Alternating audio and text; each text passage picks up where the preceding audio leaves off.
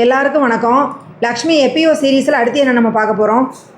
இன்றைக்கி வந்து FSSI license apply செய்கிறத பற்றி பார்க்க போகிறோம்.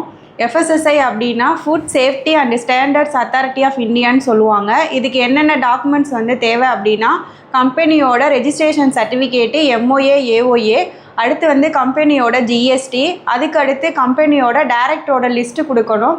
அடுத்து ஆத்தரைஸ்டு பர்சனோட டீட்டெயில்ஸ் கொடுக்கணும், அவங்களோட Aadhaar, PAN, mail ID, phone number, photo.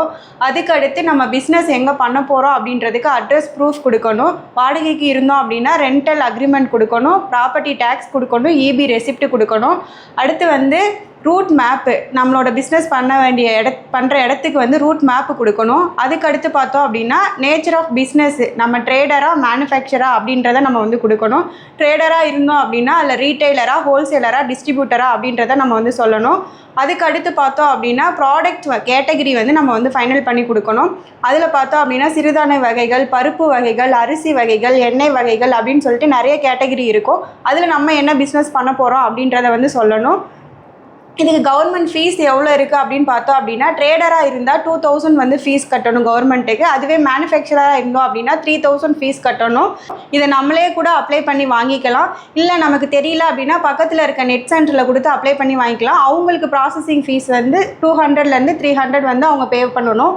அதுக்கு லைசன்ஸ் வந்து ரினிவல் பண்ணுறதுக்கு எஃப்எஸ்எஸ்ஐ போர்ட்டலில் லைசன்ஸ் ரினிவல் டேட்டில் இருந்து 180 நாட்களுக்கு முன்னாடியே நம்ம வந்து விண்ணப்பிக்கலாம். இதுக்கும் ஃபீஸ் பார்த்தோம் அப்படின்னா ட்ரேடராக இருந்தால் 2000 ஃபீஸும், மேனுஃபேக்சராக இருந்தால் 3000 ஃபீஸும் நம்ம வந்து கட்டணும். நம்ம லைசன்ஸ் ரினிவல் பண்ணாமல் விட்டுட்டோம் அப்படின்னா அதுக்கு 180 நாட்கள் வந்து கால அவகாசம் வந்து இருக்குது. அதுக்குள்ளே நம்ம வந்து ரினிவல் பண்ணி வச்சுக்கலாம். ஆனால் இதுக்கு வந்து பெனால்ட்டி வந்து போடுவாங்க. நம்ம நார்மல் சார்ஜை விட 3 மடங்கு அதிகமாக நம்ம வந்து பெனால்ட்டி வந்து கட்டுற மாதிரி இருக்கும். அடுத்து பார்த்தோம் அப்படின்னா நம்மளோட லைசன்ஸில் ஏதாவது மாடிஃபிகேஷன் வந்து பண்ணணும், அட்ரஸ் சேஞ்ச் பண்ணுறது, அடுத்து ட்ரேடர்லேருந்து மேனுஃபேக்சராக வந்து லைசன்ஸை மாற்றுறோம் அப்படின்னா அதுக்கு மாடிஃபிகேஷனுக்கு கவர்மெண்ட்டுக்கு 1000 ரூபாய் வந்து நம்ம வந்து ஃபீஸ் வந்து பே பண்ணணும்.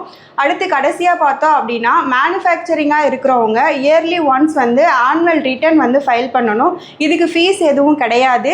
இதுக்கு மெயினாக என்ன டீட்டெயில்ஸ் கொடுக்கணும் அப்படின்னா அந்த வருஷத்தில் எவ்வளோ ப்ரொடக்ஷன் வந்து நம்ம பண்ணியிருக்கோம், எவ்வளோ சேல் பண்ணியிருக்கோம் அப்படின்ற டீட்டெயில்ஸை வந்து கொடுத்தா போதும். இதை வந்து நம்ம ஃபைல் பண்ணலாம் அப்படின்னா ஒரு நாளைக்கு 100 ரூபாய் வந்து பெனால்ட்டி வந்து நம்ம போட்டு கட்டுற மாதிரி இருக்கும். தெளிவாக சொன்னப்பா.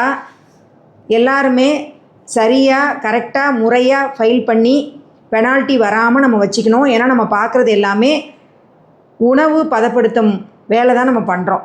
வாழ்க சமுதாயம், வளர்க விவசாயம்.